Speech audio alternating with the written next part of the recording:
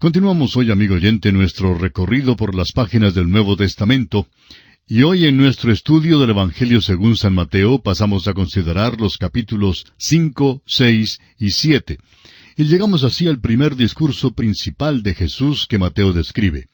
Mateo describe 3 de los discursos principales de Jesucristo. En los capítulos 5, 6 y 7 tenemos el Sermón del Monte. En el capítulo 13 está el discurso de las parábolas misteriosas. Y por último, en los capítulos 24 y 25, aparece el discurso del Monte de los Olivos. El Sermón del Monte es el manifiesto del Rey. Luego, el discurso de las parábolas de misterio da la dirección que tomará el reino de los cielos después del rechazo de Jesús. Y por último, el discurso del Monte de los Olivos es profético y mira al futuro, hacia el fin del mundo.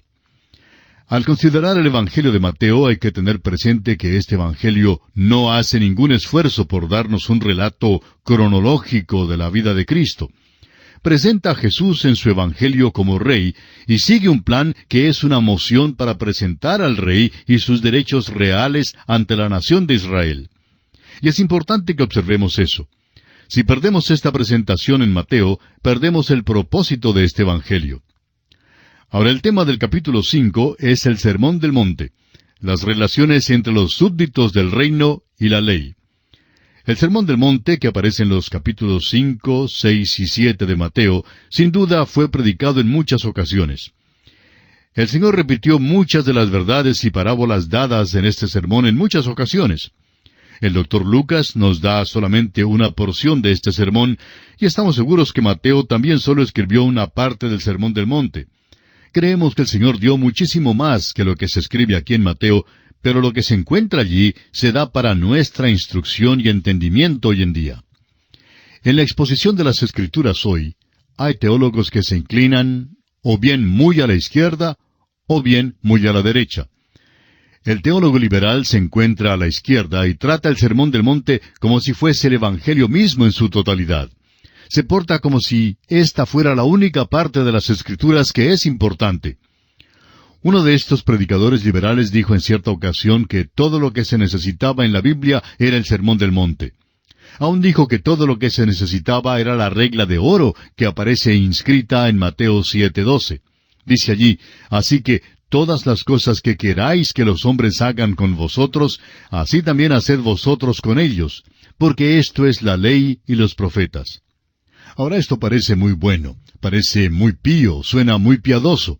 Pero la pregunta no es si uno cree que el Sermón del Monte es su religión.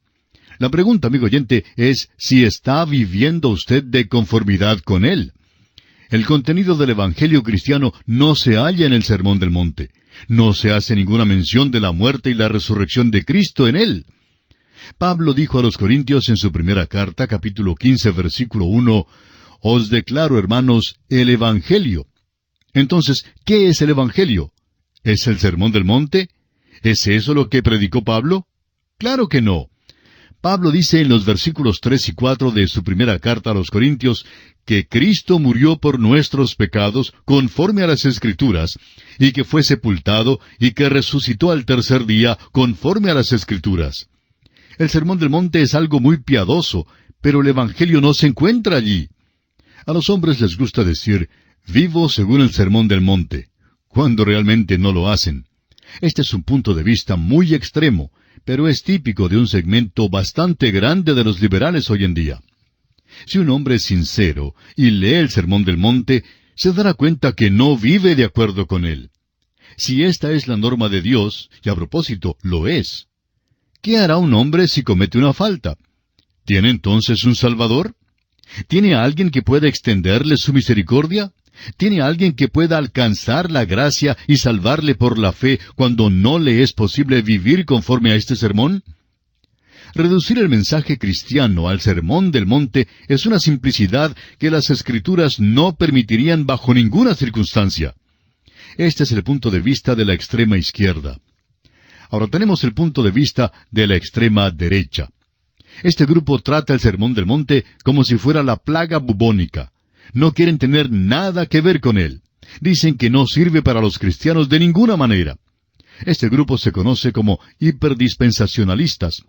Ahora no nos entienda mal, amigo oyente. Somos dispensacionalistas, pero no somos hiperdispensacionalistas. El Sermón del Monte tiene significado para nosotros hoy, pero no creemos que sea necesario repetirlo en un servicio de edificación cada domingo por la mañana. Es trágico de veras dárselo a un hombre no regenerado como una norma de conducta y decirle que si vive de conformidad con este sermón es cristiano. El Sermón del Monte es la ley elevada a un grado más alto que lo que los hombres pueden alcanzar. Al hombre no le es posible, por su propia fuerza, cumplir la ley del Antiguo Testamento. ¿Cómo pues puede guardar el Sermón del Monte, que es elevado a un grado aún más alto? También es correcto que el modo de funcionar para el vivir cristiano no se halla realmente en este pasaje, porque no enseña la verdad de vivir la vida cristiana por medio del poder del Espíritu Santo que mora en el creyente en Cristo. Considere usted lo que dice el apóstol Pablo en Romanos capítulo 5 versículos 1 al 5.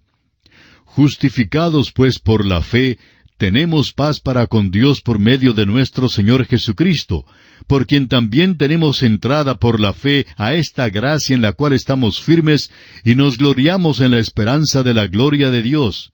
Y no solo esto, sino que también nos gloriamos en las tribulaciones, sabiendo que la tribulación produce paciencia, y la paciencia prueba, y la prueba esperanza, y la esperanza no avergüenza, porque el amor de Dios ha sido derramado en nuestros corazones por el Espíritu Santo que nos fue dado.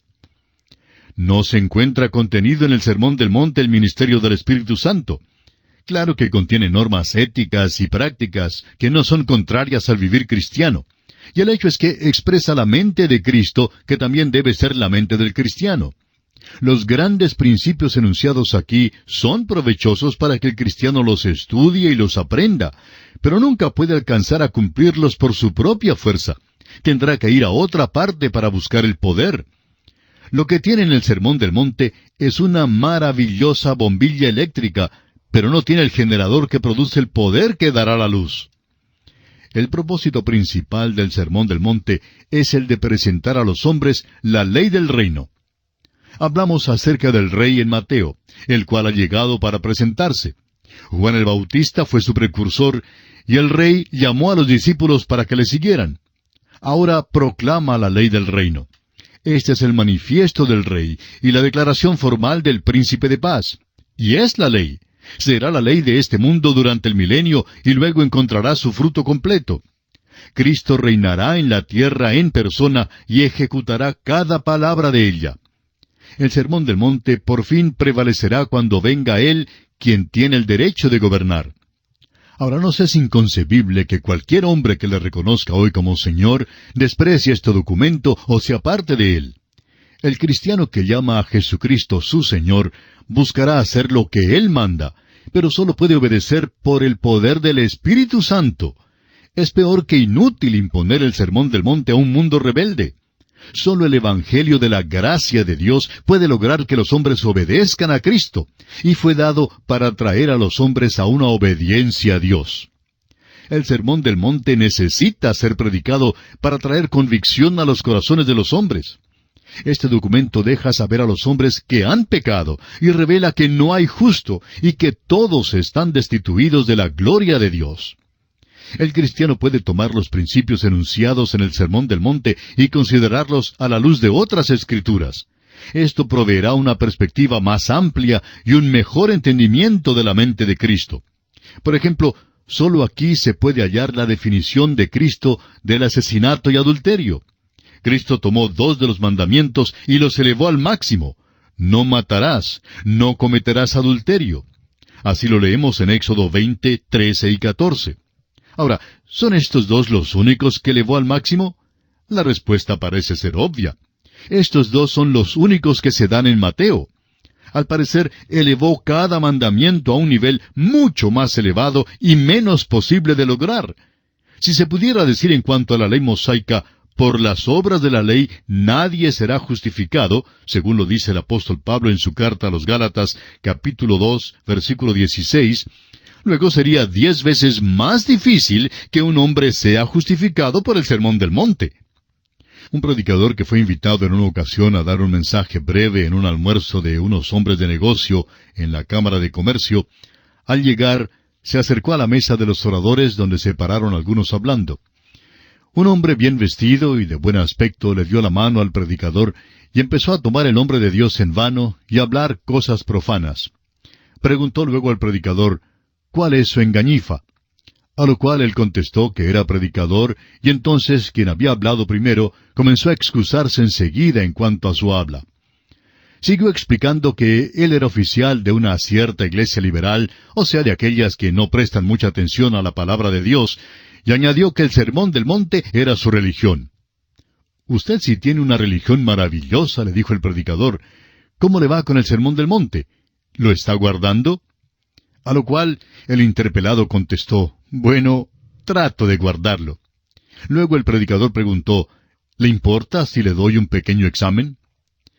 Como estuvo dispuesto a tomarlo, el predicador le dijo, «El Sermón del Monte dice que si se enoja contra su hermano, será culpable de juicio. ¿Puede guardar eso?» Aquel hombre pensó que bien podía guardar ese mandamiento porque nunca se enojaba lo suficiente para matar a alguien. Luego el predicador le dijo que si un hombre miraba a una mujer para codiciarla, ya era culpable de adulterio. «¿Qué le parece ese?», le preguntó. El hombre contestó, «Ay, eso sí me entramparía». «Pues sospecho que haya muchas cosas en el Sermón del Monte que le atraparían», contestó el predicador. «Al parecer, no está usted viviendo su religión. Si yo fuera usted», dijo para terminar el predicador, «cambiaría de religión y conseguiría una que tuviera buen éxito». Amigo oyente, muchas personas hoy en día son como aquel hombre. Dicen piadosamente que el Sermón del Monte es su religión, cuando en la realidad quieren decir que es un buen documento como una expresión buena que no los afecta de ninguna manera. Si este sermón es su religión, amigo oyente, mejor es que no deje de guardarlo. Si lo viola, se hallarán apuros. Sin embargo, si considera el Sermón del Monte de veras, le traerá al Salvador que murió por usted y por mí en la cruz del Calvario. Será la cosa más importante que jamás usted haya visto. Ahora, ¿fue dado en una sola ocasión el Sermón del Monte? Esta es una pregunta que se hace repetidas veces. Aquí en el Evangelio según San Mateo, evidentemente fue dado en una ocasión, y es considerada en Mateo, capítulo 5, versículos 1 y 2. Sin embargo, Jesús repitió sus enseñanzas en muchas ocasiones, y le encontrará usted dando una parte del Sermón del Monte también en un llano. En el Evangelio según San Lucas, por ejemplo, capítulo 6, versículo 17, leemos, «Y descendió con ellos, y se detuvo en un lugar llano, en compañía de sus discípulos y de una gran multitud de gente de toda Judea, de Jerusalén y de la costa de Tiro y de Sidón, que había venido para oírle y para ser sanados de sus enfermedades». Note usted que dio las bienaventuranzas en esta ocasión. Hay una unidad en la narración en Mateo que verifica el reclamo de que el sermón fue dado en una ocasión. El propósito principal del Sermón del Monte es el de presentar a los hombres la ley del reino. Y se puede dividir de la siguiente manera. Primero, la relación de los súbditos del reino entre sí. Mateo 5, 1 al 16. En segundo lugar, la relación entre los súbditos del reino y la ley. Mateo 5, 17 al 48. En tercer término, la relación entre los súbditos del reino y Dios. Mateo 6, 1 al 34.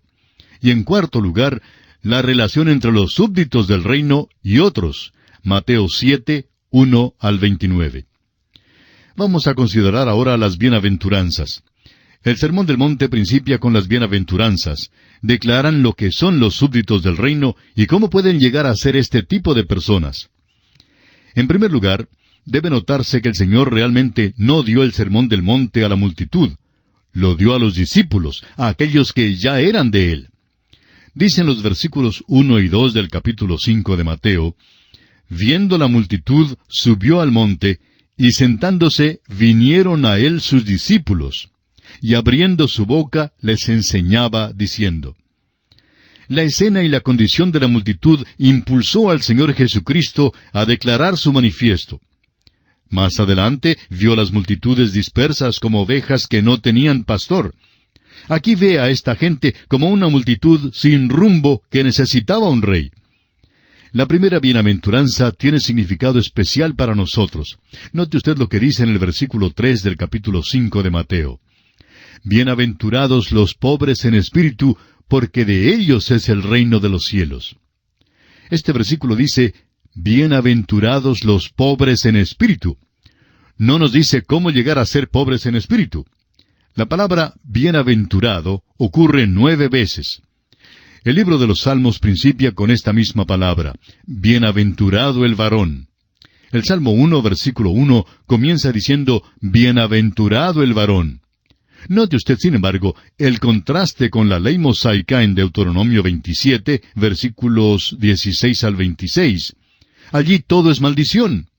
Encontramos la bendición en Deuteronomio 27, 12, cuando dice, cuando hayas pasado el Jordán, estos estarán sobre el monte Gerizim para bendecir al pueblo. Simeón, Leví, Judá, Isaacar, José y Benjamín. Ahora encontramos la maldición en Deuteronomio 27:13. Ahí dice, y estos estarán sobre el monte Ebal para pronunciar la maldición, Rubén, Gad, Aser, Zabulón, Dan y Neftalí. Las maldiciones son dadas en Deuteronomio. Las bendiciones son dadas en el Sermón del Monte. Y quisiéramos concluir hoy diciendo que hoy en día solo el pecador que ha sido salvado puede darse cuenta, puede conocer su pobreza de espíritu. Continuamos hoy, amigo oyente, nuestro viaje por el Evangelio según San Mateo. Estábamos considerando en nuestro programa anterior las bienaventuranzas. En realidad apenas comenzamos en este tema. Y decíamos que la primera bienaventuranza tiene significado especial para nosotros. Dice el versículo 3 de Mateo capítulo 5, bienaventurados los pobres en espíritu, porque de ellos es el reino de los cielos. Este versículo dice, bienaventurados los pobres en espíritu. Ahora no nos dice cómo llegar a ser pobres en espíritu. Dijimos que la palabra bienaventurado ocurre 9 veces. El libro de los Salmos comienza con esta misma palabra. Y dijimos que el Salmo 1, versículo 1, comenzaba diciendo, bienaventurado el varón. Notamos también, sin embargo, el contraste con la ley mosaica en Deuteronomio 27, 16 al 26. Allí todo es maldición. Ahora encontramos la bendición en Deuteronomio 27, 12. Allí dice, cuando hayas pasado el Jordán, estos estarán sobre el monte Gerizim para bendecir al pueblo, Simeón, Leví, Judá, Isaacar, José y Benjamín. Y encontramos la maldición en el versículo 13 del mismo capítulo 27 de Deuteronomio. Allí dice, y estos estarán sobre el monte Ebal para pronunciar la maldición. Rubén, Gad, Aser, Zabulón, Dan y Neftalí. Las maldiciones son dadas en Deuteronomio. Las bendiciones, por su parte, son dadas en el Sermón del Monte. Concluimos nuestro programa anterior diciendo que hoy en día solo el pecador que ha sido salvado puede darse cuenta, puede conocer su pobreza de espíritu. El apóstol Pablo menciona este aspecto en su segunda carta a los Corintios, capítulo 6, versículos 4 al 10. Y en el versículo 10 menciona la frase, como pobres, mas enriqueciendo a muchos. El Sermón del Monte hace jactarse a algunas personas, como aquel hombre que mencionábamos en el almuerzo de la Cámara de Comercio. Este hombre se jactaba de que este documento era su religión, y trataba de engañarse diciendo que lo estaba guardando. Pero realmente no lo estaba guardando de ninguna manera, lo cual hacía de él un hipócrita. Hay muchos hipócritas hoy en día. En la ciudad de Tulsa, en el estado de Oklahoma, en los Estados Unidos, había un magnate del petróleo. Y este hombre decía que había asistido a la iglesia durante muchos años, así como los demás hipócritas, y hablaba de guardar el sermón del monte. Pero llegó el día cuando descubrió que era un pecador perdido en camino al infierno. Entonces acudió a Jesucristo y fue salvo. Amigo oyente, este es el regreso, esta es la media vuelta que Dios quiere que hagamos, no permitiendo que este tipo de cosas nos engañe. Solo el Espíritu de Dios puede revelarnos nuestra pobreza de espíritu. El Sermón del Monte no dice cómo se puede llegar a ser ciudadano del cielo, porque está dirigido a aquellos que ya son ciudadanos del cielo. Ahora, la siguiente bienaventuranza la encontramos en el versículo 4 de este capítulo 5 del Evangelio según San Mateo, y dice, Bienaventurados los que lloran, porque ellos recibirán consolación. Es interesante notar que estas bienaventuranzas se pueden hallar en otra parte de la Escritura. Los pobres en espíritu se encuentra en Sofonías capítulo 3, versículo 12.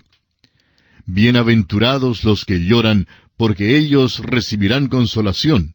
La encontramos en la profecía de Isaías, capítulo 61, versículo 2. Ahora, en el versículo 5 de Mateo, capítulo 5, encontramos la tercera bienaventuranza. Bienaventurados los mansos, porque ellos recibirán la tierra por heredad. Esta bienaventuranza se encuentra en el Salmo 37:11. Amigo oyente, los mansos no están recibiendo la tierra por heredad hoy en día, y estamos seguros de que usted lo reconoce. No son los mansos quienes están heredando la tierra, y por tanto parece que el Sermón del Monte no está en operación el día de hoy. Cuando Jesucristo reine, los mansos recibirán la tierra por heredad.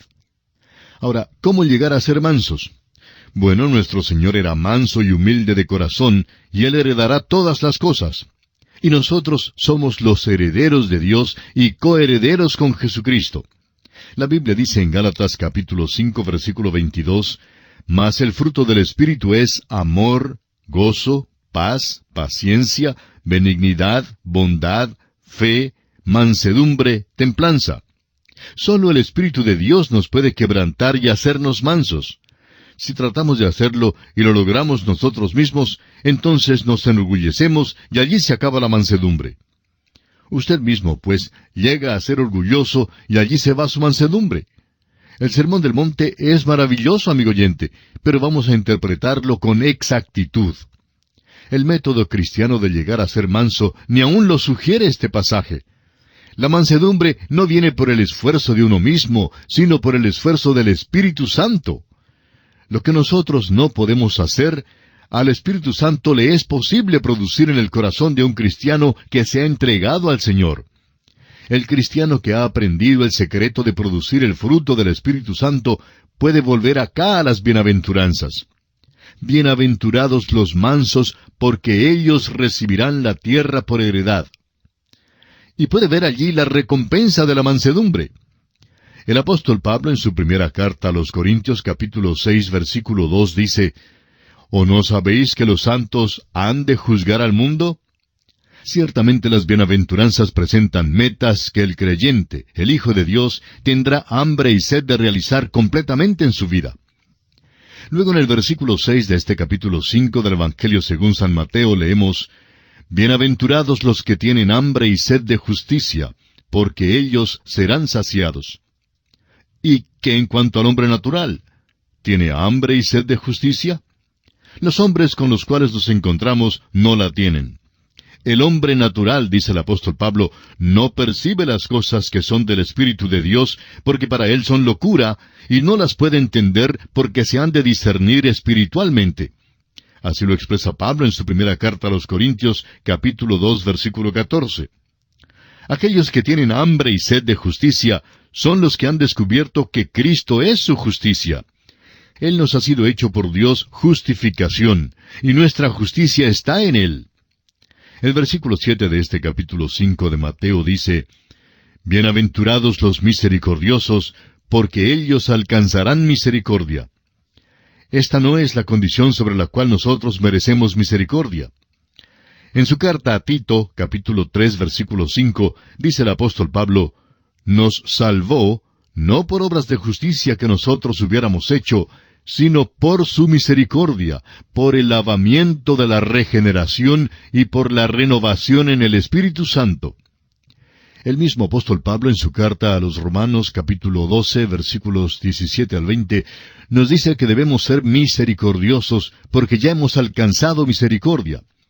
También el apóstol Pedro en su primera carta capítulo 2 versículos 9 y 10 dice, Mas vosotros sois linaje escogido, real sacerdocio, nación santa, pueblo adquirido por Dios, para que anunciéis las virtudes de aquel que os llamó de las tinieblas a su luz admirable.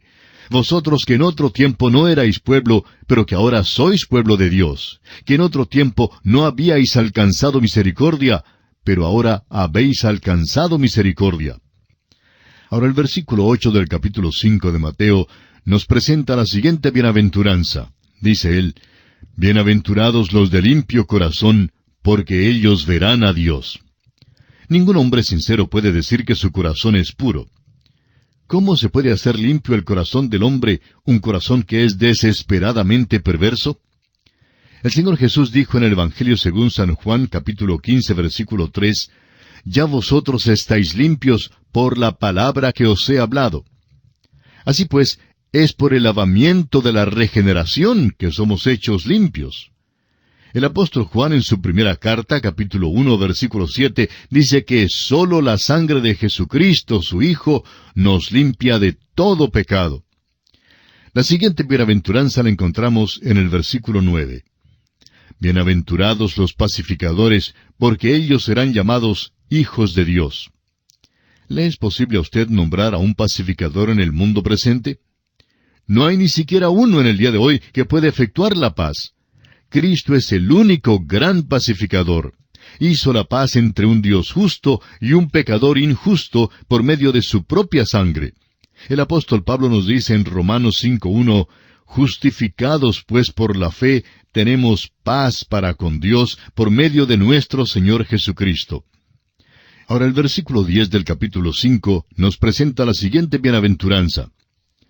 Bienaventurados los que padecen persecución por causa de la justicia, porque de ellos es el reino de los cielos. La aplicación de esta bienaventuranza hoy, y también al remanente de Israel en el tiempo de la gran tribulación, es fácil de notar.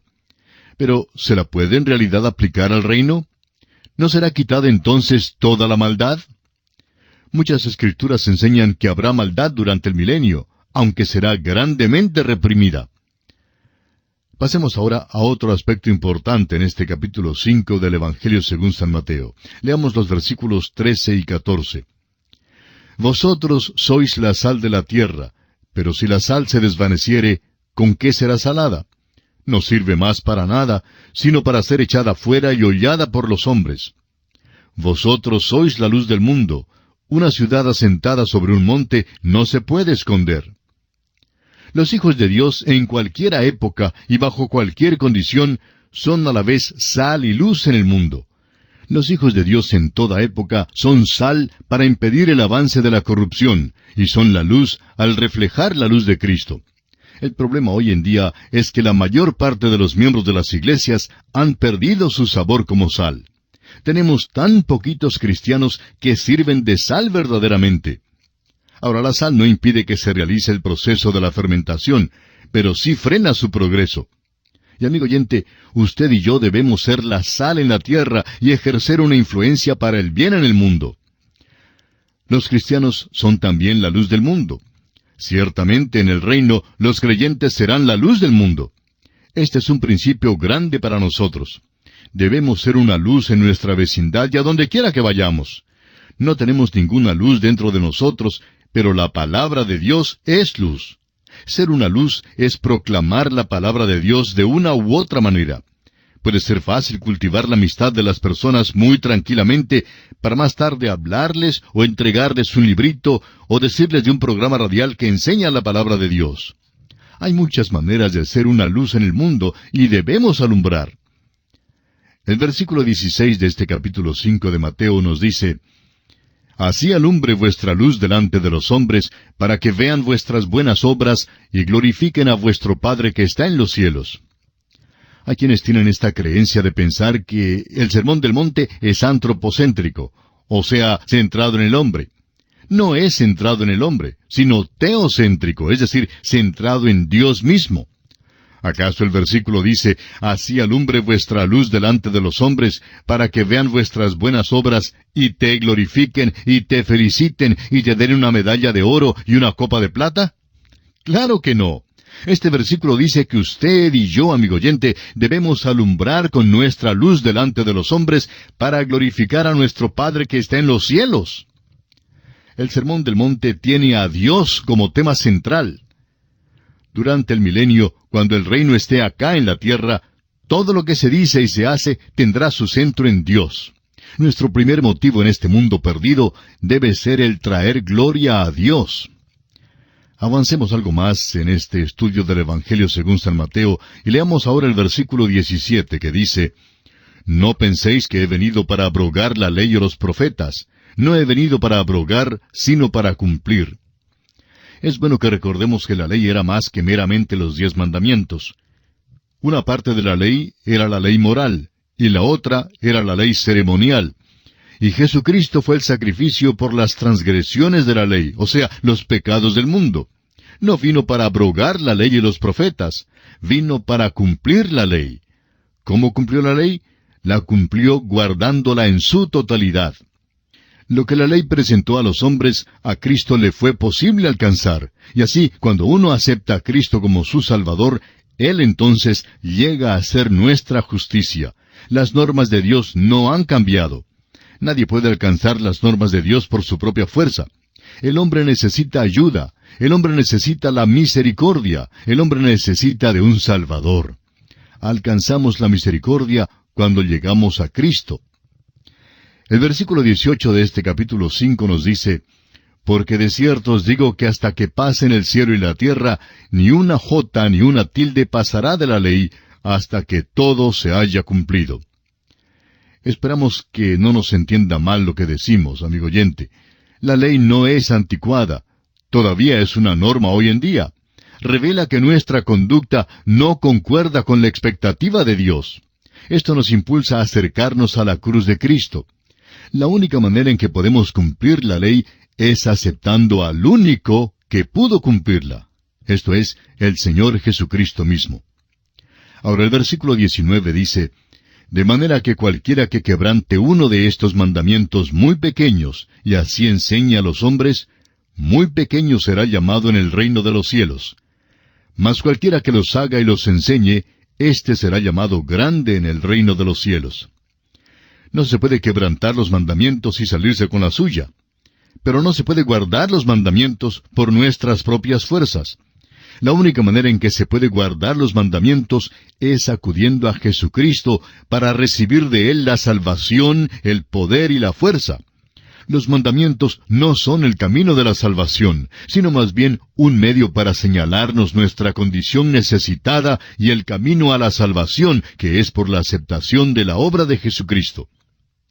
El versículo 20 de este capítulo 5 de Mateo dice: Porque os digo que si vuestra justicia no fuere mayor que la de los escribas y fariseos, no entraréis en el reino de los cielos. Los fariseos tuvieron un sumo grado de justicia según la ley, pero no fue aceptable. ¿Cómo vamos a superarla nosotros? Nunca podemos superarla por nuestros propios esfuerzos.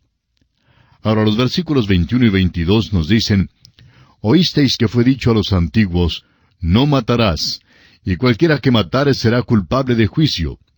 Pero yo os digo que cualquiera que se enoje contra su hermano será culpable de juicio, y cualquiera que diga necio a su hermano será culpable ante el concilio, y cualquiera que le diga fatuo quedará expuesto al infierno de fuego.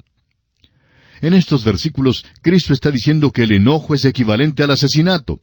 Eso quiere decir que si usted está enojado con su hermano, es un asesino. Si dice que el Sermón del Monte es su religión, pero quebranta cualquier parte de él, es condenado. Amigo oyente, si a usted no le es posible cumplir este Sermón del Monte en su totalidad, usted necesita entonces un Salvador. Y este Salvador, como ya lo hemos señalado, es el mismo Señor Jesucristo. Le exhortamos, pues, en esta hora a acudir a Él, a entregarle su vida entera, a permitir que Él entre en su corazón y le transforme de una manera total, de manera que le dé nueva vida, de manera que usted se constituya en la sal de la tierra y en la luz del mundo, por medio de Cristo Jesús viviendo en usted. Es nuestra oración ferviente que usted acuda a Cristo Jesús en esta misma hora. Dios le ayude a hacerlo. Continuamos hoy, amigo oyente, nuestro viaje por el Nuevo Testamento. En nuestro estudio del capítulo 5 del Evangelio según San Mateo, entramos hoy en un aspecto muy importante y de mucha actualidad. y se refiere a la enseñanza de Cristo sobre el divorcio y el adulterio. Los versículos 26 hasta el 28 de este capítulo 5 del Evangelio según San Mateo dicen: De cierto te digo que no saldrás de allí hasta que pagues el último cuadrante. Oísteis que fue dicho: No cometerás adulterio.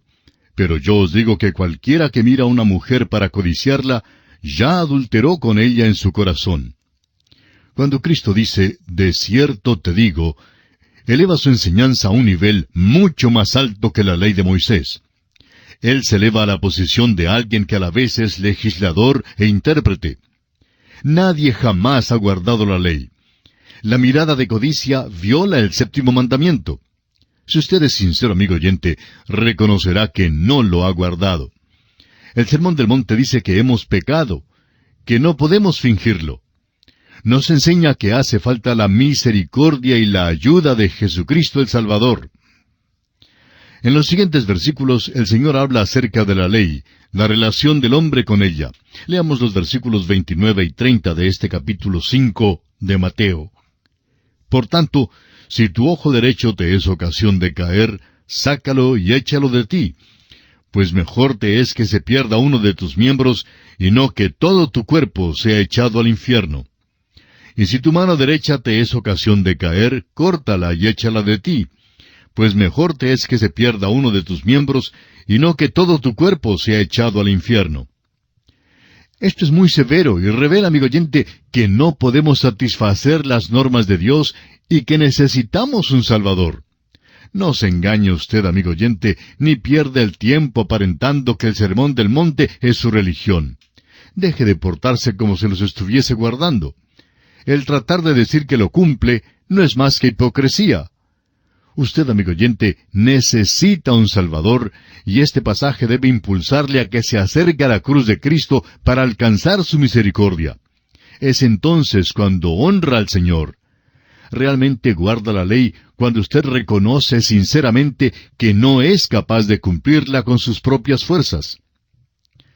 Ahora los versículos 31 y 32 de este capítulo 5 del Evangelio según San Mateo dicen: También fue dicho, cualquiera que repudia a su mujer, dele carta de divorcio. Pero yo os digo que el que repudia a su mujer, a no ser por causa de fornicación, hace que ella adultere, y el que se casa con la repudiada comete adulterio. Aquí el Señor da los motivos para el divorcio. Si alguien se divorcia por una razón que no es dada en la Escritura, aquella persona es adúltera. Esto es algo que desgraciadamente se ignora por completo hoy, aún en círculos cristianos. Esto, sin embargo, será la ley durante la edad del reino, porque habrá hombres y mujeres que querrán dejar a sus cónyuges durante aquel período.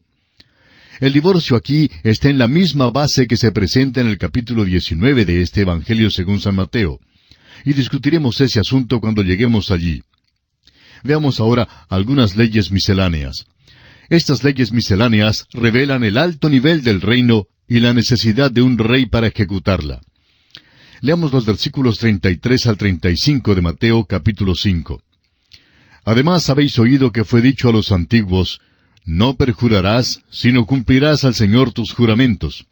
Pero yo os digo, no juréis en ninguna manera, ni por el cielo, porque es el trono de Dios, ni por la tierra, porque es el estrado de sus pies, ni por Jerusalén, porque es la ciudad del gran Rey. El Señor Jesús dijo que usted y yo debemos ser el tipo de personas que no tengamos necesidad de jurar. Usted quizá recordará que hace algún tiempo se podía entrar en un banco para tomar prestado un dinero, y todo lo que se necesitaba era firmar una nota para obtener el dinero. Pero hoy, cuando uno desea tomar dinero prestado en un banco, tiene que firmar por lo menos en 4 lugares diferentes. ¿Por qué? Porque hoy en día no se puede confiar en el género humano. El Señor dice que el Hijo de Dios, bajo cualquier circunstancia, debe ser una persona confiable. El Señor dice en el versículo 37 de Mateo capítulo 5, Pero sea vuestro hablar sí, sí, no, no, porque lo que es más de esto, de mal procede. Cuando un hombre dice, juraré sobre un montón de Biblias que tal o cual cosa tiene 1 kilómetro de altura, aquel es el hombre en quien no se puede confiar, porque la mentira que nos está diciendo también tiene 1 kilómetro de altura. Leamos ahora los versículos 38 y 39. Oísteis que fue dicho, ojo por ojo y diente por diente. Pero yo os digo, no resistáis al que es malo, antes, a cualquiera que te hiera en la mejilla derecha, vuélvele también la otra. El principio para la conducta cristiana está aquí, pero requerirá la presencia del rey para proteger a sus súbditos en este asunto. En el reino sí les será posible volver la otra mejilla. Se dice que hubo una vez un irlandés a quien alguien le dio en la mejilla y lo tumbó. El irlandés se levantó y le volvió la otra mejilla. El hombre lo tumbó de nuevo. Al pararse esta vez, el irlandés le dio unos golpes fuertes al hombre. Un observador preguntó, «Bueno, ¿y por qué hizo eso?» «Bueno», respondió el irlandés, «el Señor dijo que volviera la otra mejilla, y la volví, pero nunca me dijo lo que debía hacer después de volverla». Por supuesto, amigo oyente, que el irlandés sí sabía lo que tenía que hacer. Y usted y yo también lo sabemos. Leamos ahora los versículos 40 al 42. «Y al que quiera ponerte a pleito y quitarte la túnica, déjale también la capa. Y a cualquiera que te obligue a llevar carga por 1 milla, ve con él 2. Al que te pida, dale. Y al que quiera tomar de ti prestado, no se lo rehuses». Amigo oyente, tome usted este pasaje de la Escritura y llévelo a su banco y dígale a su banquero que vive según el Sermón del Monte y vea cómo le va. Amigo oyente, tenemos que dejar de ser hipócritas. El negocio no se mueve en esta base y no se puede mover a menos que haya una ejecución de la ley para proteger a los que obedecen estos preceptos. Cierta vez el arzobispo McGee dijo que era imposible manejar los negocios de la nación británica sobre la base del Sermón del Monte. Estos versículos revelan los principios por los cuales un cristiano, un creyente en Cristo, debe guiar su conducta. Ahora el Señor dice en los versículos 43 y 44, «Oísteis que fue dicho, amarás a tu prójimo y aborrecerás a tu enemigo. Pero yo os digo, amad a vuestros enemigos, bendecid a los que os maldicen, haced bien a los que os aborrecen, y orad por los que os ultrajan y os persiguen». Insistimos en que este principio es para el reino. El Señor continúa en este pasaje diciéndonos que debemos amar a otros además de nuestros familiares y amigos. Estamos tratando de participar el Evangelio a otros, y esta es la manera en que podemos expresar nuestro amor, dándoles el mensaje salvador que les traerá a Jesucristo y al cielo. El lector simplemente tiene que leer el capítulo 5 del Evangelio según San Mateo con todo cuidado y examinar su propia vida a la luz de la ley de Cristo para ver si es igual a las normas de Cristo. El lector sincero exclamará entonces, «Pero venido el mandamiento, el pecado revivió y yo morí». Así lo dijo Pablo en su carta a los Romanos capítulo 7 versículo 9. Y luego, en el versículo 24 dijo Pablo, «Miserable de mí, ¿quién me librará de este cuerpo de muerte?» El Sermón del Monte, amigo oyente, necesita ser predicado para traer convicción a los corazones de los hombres, para que sepan que todos han pecado, y así traerlos a Cristo Jesús, en quien podrán encontrar la salvación eterna de sus almas. Y así, amigo oyente, concluimos nuestro estudio del capítulo 5 del Evangelio según San Mateo.